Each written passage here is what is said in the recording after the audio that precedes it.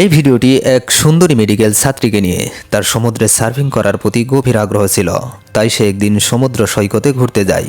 কিন্তু সেখানে সার্ফিং করার সময় সে এক ভয়ঙ্কর হাঙরের আক্রমণের শিকার হয় এবং তীর থেকে কিছুটা দূরে একটি পাথরের ওপর আটকা পড়ে। এই ভয়াবহ পরিস্থিতিতে কিভাবে সে বেঁচে থাকার জন্য সংগ্রাম করে এবং সেই ভয়ঙ্কর হাঙরের সাথে লড়াই করে বেঁচে ফিরতে পারে কিনা তা আমরা এই ভিডিওতে দেখব। ভিডিও শুরুতে আমরা একটি ছোট্ট ছেলেকে সমুদ্র তীরে খেলতে দেখি। সে খেলা করতে করতে এগিয়ে যায় এবং হঠাৎ তীরে একটি হেলমেট দেখতে পায়। ছেলেটি হেলমেটটি তুলে নিয়ে দেখতে শুরু করে। হেলমেটের ভেতরে থাকা ক্যামেরার ওপর তার নজর পড়ে এবং সে ক্যামেরায় একটি ভিডিও চালায়। ভিডিওতে দেখা যায় দুইজন ছেলে সমুদ্রে আনন্দের সাথে সার্ফিং করছে, কিন্তু হঠাৎ ক্যামেরা কেঁপে ওঠে এবং তাদের চিৎকার শোনা যায়। কোনো এক বস্তু তাদের একজন একজন করে পানি নিচে টেনে নিয়ে হত্যা করে। এরপর ভিডিওটি হঠাৎ বন্ধ হয়ে যায়। এই ভয়ঙ্কর দৃশ্য দেখে ছেলেটি ভয়ে দৌড়ে সেখান থেকে পালিয়ে যায়। এরপর দৃশ্য বদলায়। আমরা নেন্সি নামের একটি মেয়েকে দেখি, যে একজন মেডিকেল ছাত্রী। সে গাড়িতে বসে তার ফোনে ছবি দেখছিল। তখন গাড়ির ড্রাইভার কার্লোস তাকে জিজ্ঞাসা করে, ছবিতে এটা কি? নেন্সি উত্তর দেয়, না, এটা আমার মা। নেন্সির মা একসময় এই সৈকতে এসেছিলেন। নেন্সি এখানে শুধু ভ্রমণের উদ্দেশ্যে আসেনি, সে তার মায়ের স্মৃতিকে আবার অনুভব করতে চেয়েছিল। তাই সে এই সৈকতের দিকে যাচ্ছিল। সেখানে তার মা অনেক বছর আগে গিয়েছিলেন। নেন্সি তার বোনের ছবিও কার্লোসকে দেখায় এবং তারা দুজন গল্প করতে করতে ঘন জঙ্গলের মধ্য দিয়ে সমুদ্র সৈকতের দিকে এগিয়ে যায়। কিছুক্ষণ পর তারা সৈকতে পৌঁছে যায়। নেন্সি গাড়ি থেকে নেমে চারপাশের দৃশ্য দেখতে থাকে। এই জায়গাটি খুবই সুন্দর ছিল। নেন্সির কাছে এটি শুধু একটি সমুদ্র সৈকত নয়, তার মায়ের স্মৃতির সাথে জড়িত একটি বিশেষ জায়গা ছিল। এরপর কার্লোস নেন্সির জিনিসপত্র নামায় এবং নেন্সি তাকে ধন্যবাদ জানায়। এরপর কার্লোস সেখান থেকে চলে যায়। নেন্সি আর দেরি না করে দ্রুত পোশাক বদলায় এবং বুট প্রস্তুত করে সার্ফিং করার জন্য সমুদ্রের দিকে এগিয়ে যায়। সমুদ্রে নামার সাথে সাথেই সে যেন সব সমস্যার কথা ভুলে যায়। ঢেউয়ের ঠান্ডা স্পর্শ এবং পানির প্রবাহ তাকে নতুন শক্তিতে ভরিয়ে দেয়। এভাবে সে সাঁতরে কিছু ঢেউয়ের পেছনে এগিয়ে যায়, কারণ সার্ফিংয়ের আসল মজা পেতে হলে তীর থেকে একটু দূরে যেতে হয়। সামনেই সে দুজন ছেলেকে দেখে যারা সেখানে সার্ফিং করছিল। ছেলেগুলো তার সঙ্গে কথা বলা শুরু করে এবং জিজ্ঞেস করে, তুমি কি আমেরিকান? নেন্সি হ্যাঁ বলে উত্তর দেয় এবং জিজ্ঞেস করে, এই জায়গায় কি কোনো বিপদ আছে? তারা জানায় যে এখানে একটি বড় পাথর রয়েছে, যেখানে দিনে একবার করে পানি পৌঁছায়। সেই জায়গায় কিছু ছোট প্রাণী থাকে যারা কামড়াতে পারে। এটি শুনে নেন্সি একটু সতর্ক হয়, কিন্তু তার কৌতূহল কমে না। ঠিক তখন একটি বড় ঢেউ ওঠে আর তারা তিনজন একসঙ্গে এগিয়ে সার্ফিং শুরু করে। এই দৃশ্যটি খুবই সুন্দর ছিল এবং নেন্সি পুরোপুরি এই মুহূর্তগুলো উপভোগ করে। এরপর সার্ফিং শেষ করে সে তীরে আসে এবং কিছু ফল খায়। তারপর তার ফোনে তার মায়ের ছবি দেখতে থাকে। এই সময় সে তার মাকে খুব মিস করছিল। ঠিক তখন তার বোনের ফোন আসে। নেন্সি তাকে এই সমুদ্র সৈকতের দৃশ্য দেখায়। তার বোন বলে, আরে এ তো সেই সমুদ্র সৈকত যা মা আমাদের সম্পর্কে বলেছিলেন। তাই তো? নেন্সি বলে, হ্যাঁ, এটা তো সেই সমুদ্র সৈকত, কিন্তু এটা আরও বেশি সুন্দর যতটা মা বলেছিলেন। নেন্সির বোন তাকে একটু বকা দিয়ে বলে, তোমার একা এখানে আসা উচিত হয়নি, অন্তত আমাকে সঙ্গে আনতে পারতে। এ সময় তাদের বাবা ফোনে আসে। নেন্সি তাদের সাথে কিছুক্ষণ কথা বলে এবং তারপর ফোন রেখে দেয়। এরপর নেন্সি আবার বুট নিয়ে সমুদ্রের দিকে যায়, কিন্তু তখন অন্ধকার নামতে চলছিল। তাই সে দুই ছেলে তাকে বিদায় জানিয়ে চলে যায়। তবে নেন্সির মন এখনও ভরেনি। সে আরও কিছুক্ষণ সার্ফিং করার সিদ্ধান্ত নেয়। ছেলেদের চলে যাওয়ার পর নেন্সি একা সমুদ্রের অন্য পাশে সার্ফিং করতে যায়। সামনে যেতে যেতে সে কিছু ডলফিন দেখে, যেগুলো তার চারপাশে পানিতে খেলা করছিল। এটি দেখে নেন্সি খুব আনন্দিত হয় এবং আরও সামনে এগিয়ে যেতে থাকে। কিন্তু তখন তার নজরে পড়ে একটি মৃত তিমির দিকে, যার ওপর অনেক পাখি বসেছিল এবং ছোট মাছেরা তাকে খাচ্ছিল। এটি দেখে নেন্সির একটু অস্বস্তি হয় এবং সে ফিরে যাওয়ার সিদ্ধান্ত নেয়। ঠিক তখন হঠাৎ একটি বড় ঢেউ ওঠে আর নেন্সি সেগুলোর সাথে স্লাইড করতে থাকে। কিন্তু এই সময় আমরা দেখি একটি বিশাল শার্ক ঢেউয়ের সাথে এসে তাকে ধাক্কা মেরে বুট থেকে ফেলে দেয়। পানির প্রবাহ খুব জোরে ছিল, তাই সে নিচে গিয়ে সমুদ্রের তলায় আঘাত পায়, কিন্তু কোনোভাবে নিজেকে সামলে আবার উপরে উঠে আসে এবং বুটের দিকে এগোতে থাকে, যা তার হাতছাড়া হয়ে গিয়েছিল। নেন্সি বুটে উঠতে যায়, কিন্তু হঠাৎ হাঙ্গরটি এসে তার ওপর হামলা করে এবং তার পা ভয়ঙ্করভাবে আহত করে। তবুও সে কোনোভাবে বুটে উঠে আসে। এখন নেন্সি বুঝতে পারে এটি একটি বিশাল হাঙ্গর তার উপর আক্রমণ করেছে। এই কারণে হাঙ্গর দ্বিতীয়বার আক্রমণ করার আগে নেন্সি তাড়াতাড়ি সাঁতরে মৃত তিমিটির ওপর উঠে যায়। তার পা জখম হয়ে রক্ত ঝরছিল এবং প্রচণ্ড ব্যথা হচ্ছিল। সে তার বুটের সাথে যুক্ত স্টেপ খুলে দিয়ে তার জখম পায়ে বেঁধে দেয়, যাতে রক্তপাত কমে যায়। এরপর নেন্সি সৈকতের দিকে তাকায়। সৈকত সেখানে থেকে প্রায় 200 থেকে 300 ফুট দূরে ছিল, যেখানে সার্ফিং করা ছেলেগুলো তখন গাড়ি নিয়ে বের হচ্ছিল। সে চিৎকার করে হেল্প হেল্প বলে তাদের ডাকতে থাকে, কিন্তু পানির ঢেউ এবং দূরত্বের কারণে তার আওয়াজ সেখানে পৌঁছায় না। ছেলেগুলো গাড়ি নিয়ে চলে যায় আর নেন্সি এখানে আটকা পড়ে যায়। এখন নেন্সি মৃত তিমিটির ওপর ছিল এবং সে খুব ভীত ছিল, কারণ হাঙ্গর আবার যে কোনো মুহূর্তে আক্রমণ করতে পারে। সে চারপাশে তাকাতে থাকে এবং কিছুটা দূরে একটি বড় পাথর দেখতে পায়। ঠিক তখনই হাঙ্গর আবার আক্রমণ করতে আসে, কিন্তু তার আগে নেন্সি পানিতে ঝাঁপিয়ে পড়ে এবং পাথরের দিকে সাঁতরে এগোতে থাকে। হাঙ্গরও তার পেছনে তাড়া করে, কিন্তু নেন্সি দ্রুত সাঁতরে পাথরের ওপর উঠে যায় এবং নিজেকে বাঁচাতে সক্ষম হয়। পাথরের ওপর দাঁড়িয়ে নেন্সি চারপাশে তাকায়। সৈকত এখান থেকে কিছুটা দূরে ছিল, কিন্তু সেখানে পৌঁছানোর জন্য তাকে পানিতে নেমে সাঁতরে যেতে হবে। এতে হাঙ্গর আবার আক্রমণ করতে পারত, তাই নেন্সি এই পাথরে নিরাপদ থাকার সিদ্ধান্ত নেয়। এদিকে তার পায়ের আঘাত থেকে অনেক রক্ত ঝরে গেছে। যদি এই জখমে সেলাই না করা হয় তবে অতিরিক্ত রক্তক্ষরণের কারণে তার মৃত্যু হতে পারে। তাই সে নিজের কান পাশা এবং লকেট খুলে নিয়ে নিজের জখমে সেলাই করার সিদ্ধান্ত নেয়। যেহেতু সে একজন মেডিকেল স্টুডেন্ট, সে নিজের আঘাত সেলাই করতে শুরু করে, কিন্তু এই সময় ভীষণ ব্যথা হয়। তবুও ব্যথা সহ্য করে সে নিজের পায়ে সেলাই করতে সক্ষম হয়। এরপর সে তার সাঁতার পোশাক দিয়ে জখমটি শক্ত করে বেঁধে দেয়, যাতে তার রক্তপাত না হয়। নেন্সি তার ক্ষত থেকে সাঁতারের পোশাক খুলে ক্ষতটি ঢাকার জন্য একটি অংশ কেটে নেয়। ক্লান্তিতে সে পাথরের ওপর বসে সামান্য বিশ্রাম নেয় এবং ভাবে যে কিছুক্ষণ পর কেউ তাকে বাঁচাতে আসবেই। কিন্তু অন্ধকার নেমে আসে এবং 5 ঘন্টা পেরিয়ে যায়, তবুও কেউ তাকে উদ্ধার করতে আসে না। অন্ধকারের কারণে তাপমাত্রা কমে যায় এবং নেন্সির অনেক ঠান্ডা লাগে। পরে সে তার সাঁতারের পোশাকটি খুলে তার এক টুকরো কেটে নেয় এবং সেটি ক্ষতটির ওপর ব্যান্ডেজের মতো ব্যবহার করে। খুব কষ্ট করে পোশাকটি আবার পরে নেয় এবং পাথরের ওপর শুয়ে পড়ে। কিছুক্ষণ পর ছোট ছোট কাকড়াগুলো এসে তাকে কামড়াতে শুরু করে, যার ফলে ঘুম ভেঙে দেয়। সে একটি কাকড়াকে মেরে ফেলে এবং ক্ষুধার কারণে খাওয়ার চেষ্টা করে, কিন্তু খেতে না পেরে সেটি ফেলে দেয়। এরপর নেন্সি তার নৌকাকে সমুদ্রে ভাসতে দেখে, কিন্তু সেখানে পৌঁছাতে পারে না, কারণ হাঙ্গর এখনও তার চারপাশে ঘুরছে। তবে তার কাছে আর কোনো উপায় ছিল না, তাই সে আস্তে আস্তে পানিতে নামে এবং নৌকার দিকে যেতে চেষ্টা করে। কিন্তু নৌকায় পৌঁছানোর আগেই হাঙ্গর তার পেছন ধাওয়া করে, তাই সে দ্রুত আবার পাথরে উঠে নিজেকে বাঁচায়। কিছুক্ষণ পর সে তীরে এক ব্যক্তিকে শুয়ে থাকতে দেখে নেন্সি সাহায্যের জন্য চিৎকার করে। সেই ব্যক্তি মদ্যপান অবস্থায় ছিল এবং চিৎকার শুনে জেগে ওঠে। সেভাবে কেউ তাকে অন্য দিক থেকে হাই বলছে, তাই সে নেন্সিকে হাই বলে হাত নাড়ায়। নেন্সি তাকে ফোন করতে বলে এবং তার ব্যাগের দিকে ইশারা করে। সেই ব্যক্তি ব্যাগের দিকে এগোয়, যা দেখে নেন্সি আনন্দিত হয়। মনে হয় এবার হয়তো সে সাহায্য পাবে, কিন্তু সেই ব্যক্তি ব্যাগ থেকে ফোন বের করে এবং টাকা পয়সা চুরি করার উদ্দেশ্যে ব্যাগ নিয়ে চলে যেতে চায়। নেন্সি তাকে অনেকবার বাধা দেওয়ার চেষ্টা করে, কিন্তু সে কথা শোনে না। এরপর তার চোখ পড়ে নেন্সির নৌকাটির দিকে, যা তীরের কাছাকাছি ছিল।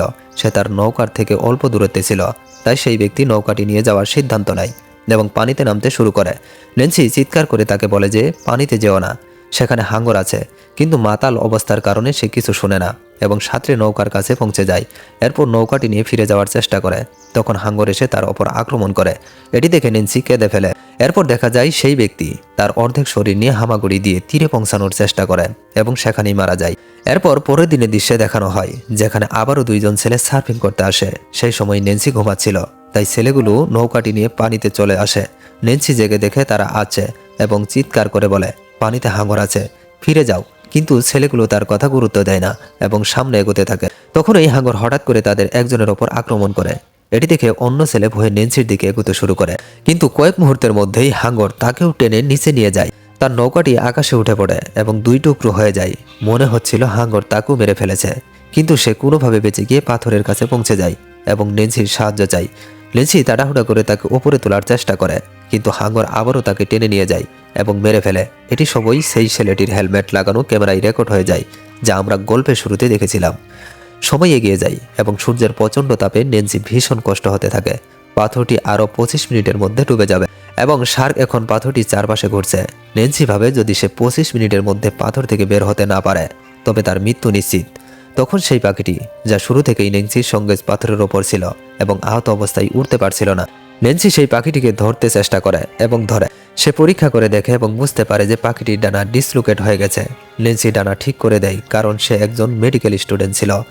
এরপর সে সেই ছেলেটির হেলমেট দেখে, যার ওপর ক্যামেরা লাগানো ছিল, তাই সে হেলমেটটি আনতে চায়। কিন্তু তখন হাঙ্গরটি মৃত তিমি থেকে পাথরের কাছে ঘুরে বেড়াচ্ছিল। নেন্সি একটি পরিকল্পনা করে এবং হাঙ্গরটির রোটেশন সময় হিসাব করে, যা 32 সেকেন্ড ছিল। এখন নেন্সিকে সেই 32 সেকেন্ডের মধ্যেই হেলমেট নিয়ে ফিরে আসতে হবে, নয়তো হাঙ্গর আবার আক্রমণ করতে পারে। সে পানিতে নামে এবং ধীরে ধীরে সামনে এগোতে থাকে। অনেক কষ্টের পর সে হেলমেটটি নিয়ে পাথরে ফিরে আসে, কিন্তু তখন হাঙ্গর এসে তার উপর আক্রমণ করে, যার ফলে সে পানিতে পড়ে যায়। সে নিচে গিয়ে জোরে ধাক্কা খায়, কিন্তু পাথরের নিচের অংশ বেশ বড় ছিল এবং সেখানে কাটা ছিল, তাই শার্ক সেখানে পৌঁছাতে পারেনি। এই সুযোগে নেন্সি দ্রুত হেলমেট নিয়ে পাথরে উঠে আসে। পাথরে উঠে সে ক্যামেরার ভিডিও দেখতে শুরু করে। যেখানে ছেলেগুলোর ওপর হাঙরের আক্রমণের ভিডিও রেকর্ড হয়েছিল। ভিডিওটি শেষে নেন্সিকেও দেখা যায় যখন সে ছেলেটিকে পাথরে টেনে তোলার চেষ্টা করছিল। এরপর সে এদিক ওদিক দেখে এবং কিছু দূরে একটি সি বয়ের সিগন্যাল দেখতে পায়, কিন্তু পাথরটি 10 মিনিটের মধ্যে ডুবে যাবে। তাই তাকে যেভাবেই হোক সি বয় পর্যন্ত যেতে হবে, কিন্তু সেখানে যেতে তার অন্তত 1 মিনিট লাগবে এবং শার্ক 22 সেকেন্ড পাথর পর্যন্ত চলে আসে। তাই সেখানে যাওয়া মানে মৃত্যুকে ডাক দেওয়া, কিন্তু তাকে যেতেই হবে কারণ পাথরটি ডুবে যাবে।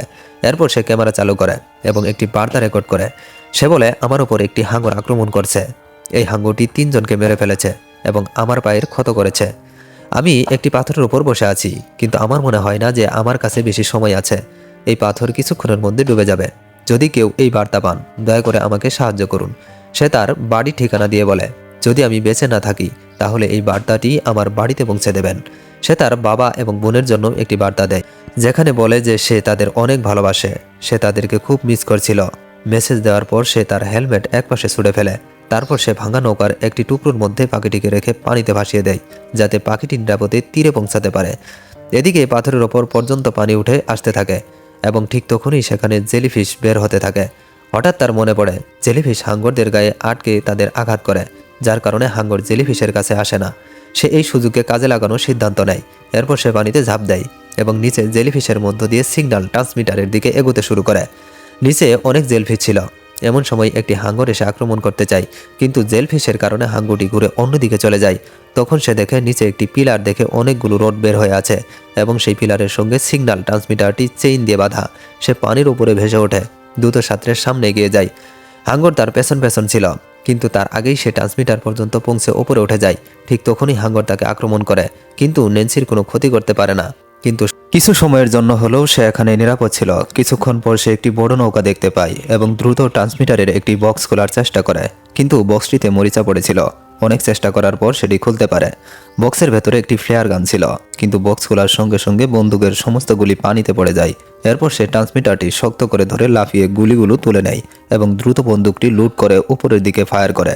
বুলেট অনেক ওপরে যায়, কিন্তু ততক্ষণে নৌকাটি অনেক দূরে চলে গিয়েছিল, যার ফলে কেউ তাকে দেখতে পায় না।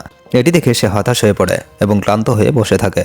তারপর গল্পটি সেই দৃশ্য সরিয়ে নেওয়া হয়, যেখানে আমরা একটি শিশুকে সমুদ্রের ধারে খেলতে দেখেছিলাম। সেই শিশু ক্যামেরায় নেন্সির মেসেজযুক্ত ভিডিওটি দেখে ফেলে এবং তার মা বাবাকে ডাকার জন্য দৌড়াতে শুরু করে। অন্যদিকে নেন্সি হতাশ হয়ে বসেছিল। ঠিক তখনই হাঙ্গর তাকে আক্রমণ করতে আসে।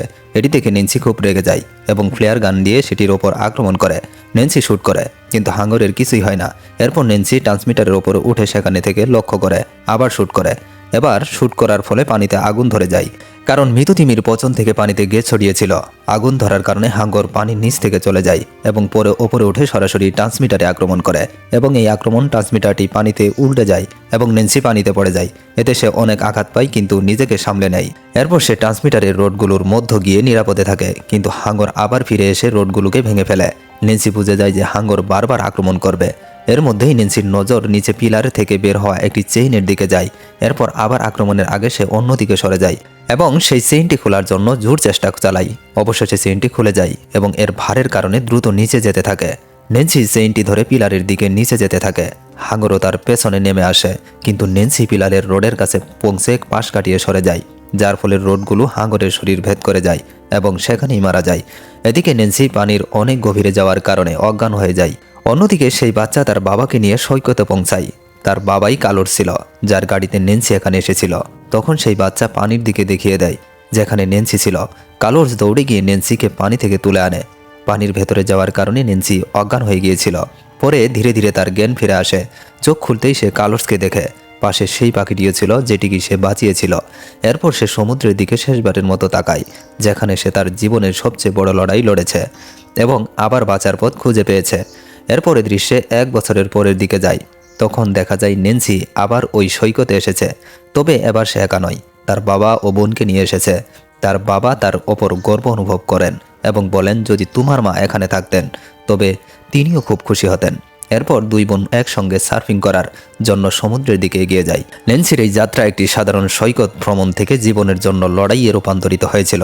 হাঙ্গরের সঙ্গে লড়াই করে সে শুধু নিজের জীবন বাঁচায়নি, বরং তার আত্মবিশ্বাস ও সাহসও পুনরায় অর্জন করেছে। এই গল্প আমাদের শেখায় যে কঠিন পরিস্থিতিতেও যদি আমরা হার না মানি, তবে আমরা যে কোনো পরিস্থিতিতে জয়লাভ করতে পারি। এই বার্তা দিয়েই গল্পটি শেষ হয়। বন্ধুরা, আশা করি এই গল্পটি আপনাদের ভালো লেগেছে। আবারও মজার আরেকটি গল্প নিয়ে আপনাদের সাথে দেখা হবে।